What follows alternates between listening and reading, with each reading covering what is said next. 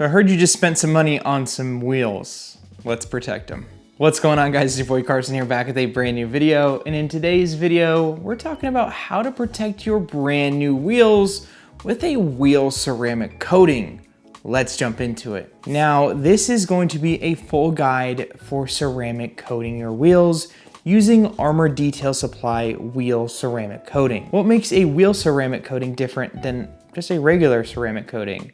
Of course, the wheel ceramic coating is made for the wheels. Of course, it's gonna be better in those high temp environments. It's not gonna clog as easy. It's going to last quite a bit longer, and again, in those high temp environments, and it's going to be very, very durable. Typically, you're gonna get about 1 year or about 15,000 miles in ADS's case. But of course, that's all going to be dependent on how and where you drive. For a weekend warrior car or a car that just sits in the driveway and doesn't get driven all too much, you may be able to get quite a bit longer. Of course, if it's exposed to the elements and daily driven, you may get a little bit shorter. It all just depends, of course, on your environment. Now, a lot of people, when they think of ceramic coating, they think of something that is super, super hard to apply and something that's very intimidating. Now, I totally understand where you're coming from, but don't worry, I'm gonna walk you through it, and it's going to be super simple and easy, so don't worry about it. But with wheel prices getting super crazy, whether you just got them re-powder coated, refinished, purchased a brand new set of wheels, or they're a new to you set that is in pretty dang good condition, I'm gonna show you how to get them protected. But without further ado, let's go ahead and jump into the install. Alrighty, and again, I'm gonna make this super simple and easy as I can,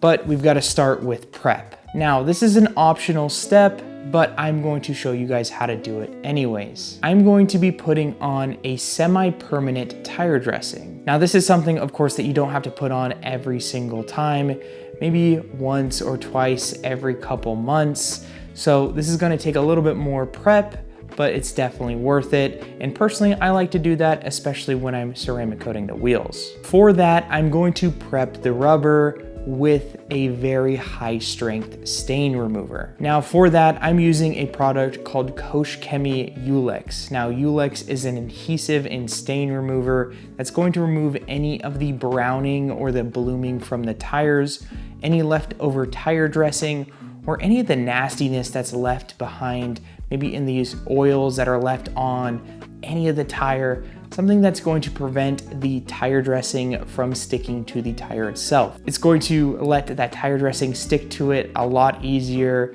and your tires are gonna look so much better. This product is a very strong product, so make sure to use it in a highly ventilated area, use proper PPE. I did have the door cracked there, so I was all good. But I went ahead and went around the tire there, just getting, again, any of those old leftover tire dressings all off the tire and got it prepped, ready to go. And you can see the rag is pretty nasty just from all that old nastiness. All right, and jumping to the prep process, if the wheels that you have are dirty at all, have any brake dust or contamination at all, make sure to properly clean them. I do have a video on how to clean your wheels and tires there. Check that out in the top right-hand corner. Now, the wheels that I had specifically just came back from the powder coating shop, but you still need to do this process. Your wheels may be brand new, but again, you need to prep them properly. For this, we are using Armor Detail Supply Panel Prep. Now, this is their dedicated panel prep spray. This works very nicely with their wheel coating, and I would highly recommend using this with their wheel coating. Now, you don't technically have to use this. You could use like a 91% rubbing alcohol, but this works quite a bit better and it smells really good. So I would highly recommend picking up a bottle of this. Also works really good as a glass cleaner too. So if you need a glass cleaner, you can use this as well. I started with the back of the wheel here and I sprayed it down really, really heavy. I did this for a reason. This product is very alcohol based and needs a lot of product to work. They say this very specifically as it is working, pulling all of those old oils, any manufacturing oils, any wax, any handprint oils, anything like that that is left on the surface. It's pulling all that up from any of the pores, getting that up on the surface, dissipating it, or getting that up there so you can wipe it away with the towel. Depending on your humidity and conditions, you can let this work for up to 30 to 40 seconds. I let it work for about 30 seconds or so and then started to wipe up. For the towels, I'm using the Rag Company's Rip and Rag towels.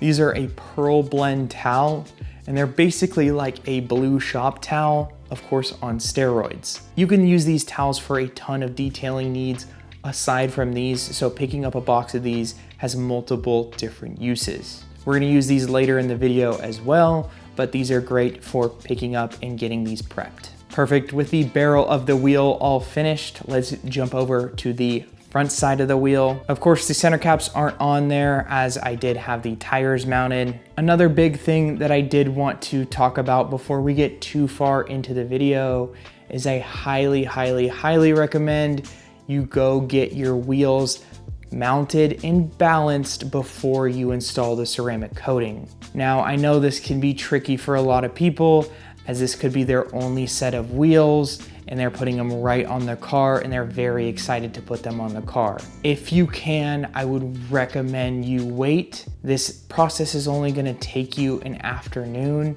and you'll totally be okay. If that's not an option for you and you need to have the wheels on, or maybe they're already on the car, that's totally okay as well. If you have the ability to, you can take them off the car, coat them, leave it in the garage or so overnight or covered, and you should be good to go. Now, of course, you can follow all of the same process on the car itself, just not doing the barrels, so you don't have to get in the barrels. Now, you may be asking what happens if I ceramic coat them first without getting the wheels balanced. There's a very high likelihood when the tire shop goes to put on those sticky wheel weights that they'll just fall off after a couple 100 miles. Ask me because I know. Then you get a bunch of crazy vibrations and it's just not fun. So if it can be avoided, definitely try to do that. If not, no big deal, just work around it. Alrighty, and now we are ready to ceramic coat them. Now your first wheel is going to be the most intimidating part, but once you get over this, you're gonna feel like $1 million and you're gonna be able to do the rest of them. Trust me. When opening up this package, you're gonna get 3 things here. You're gonna get, of course, the instructions. Just in case you don't wanna listen to me yap anymore, you can read these guys. They give a lot more detailed instructions than I probably will. You get the actual coating itself and the applicator that it comes with. Now, the applicator it comes with is just a smaller block style applicator, and personally, it's not my favorite, but I think there is a time and a place for that.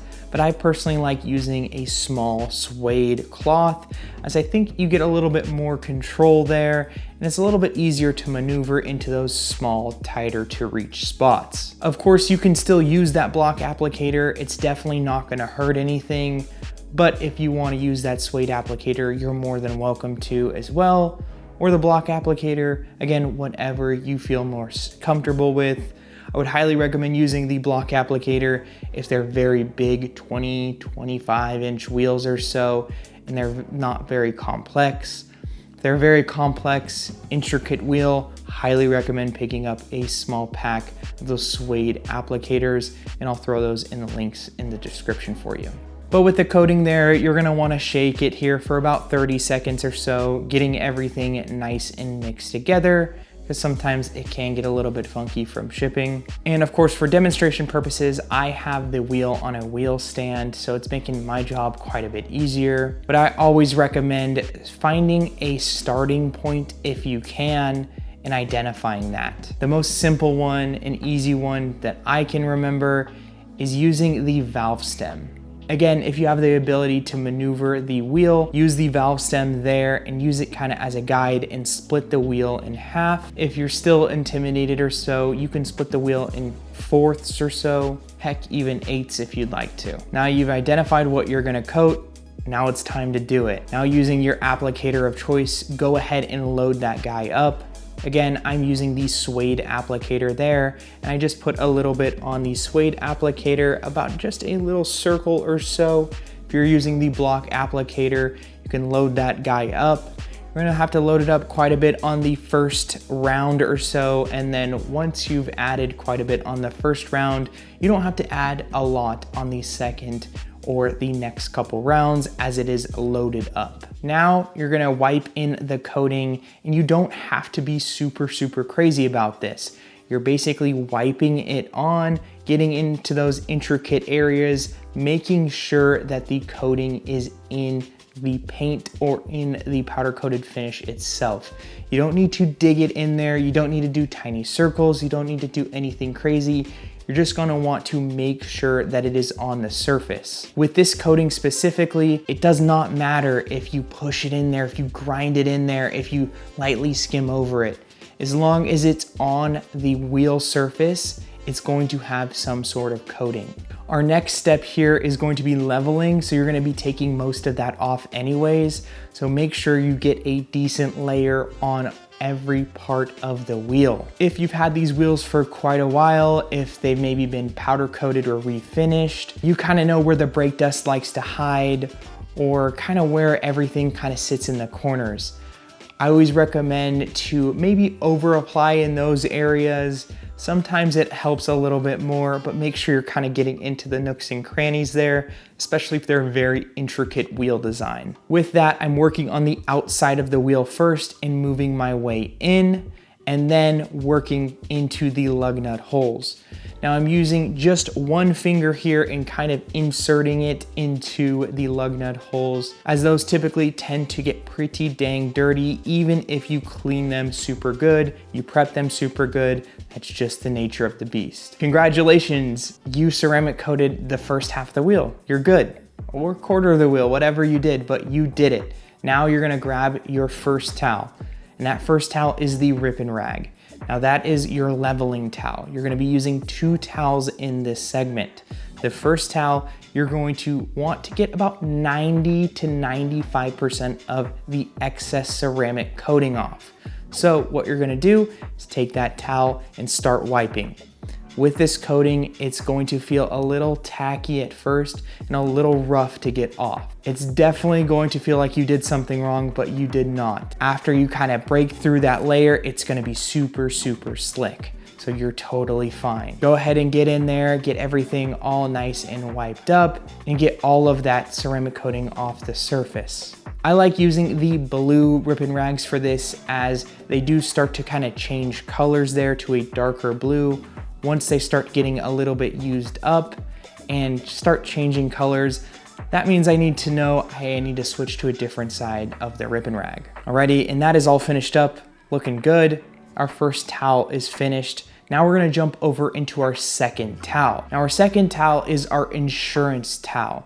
This is our towel that we are basically coming in and grabbing anything that we may have missed, but we're going to wipe it up and make sure that there is no high spots. A high spot is something that you want to think of, something that a coating basically dries on there and looks very unsightly, and that's what we want to prevent. Now on a wheel like this, as it's being silver, you're not gonna really tell, but you can definitely tell if you leave a coating high spot, it will stick out like a sore thumb. But don't worry, if you do happen to get a high spot with a real ceramic coating, it's not like a traditional paint ceramic coating.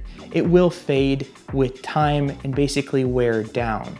Now it will kind of look a little bit unsightly for the first couple washes, but it will kind of fade down and you should be good to go after a couple washes or so.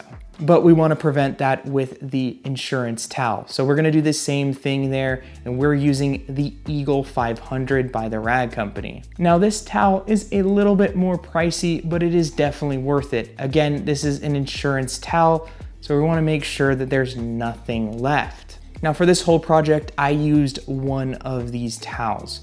So you can kind of break that down to price per use, but a very high nap plush towel will work.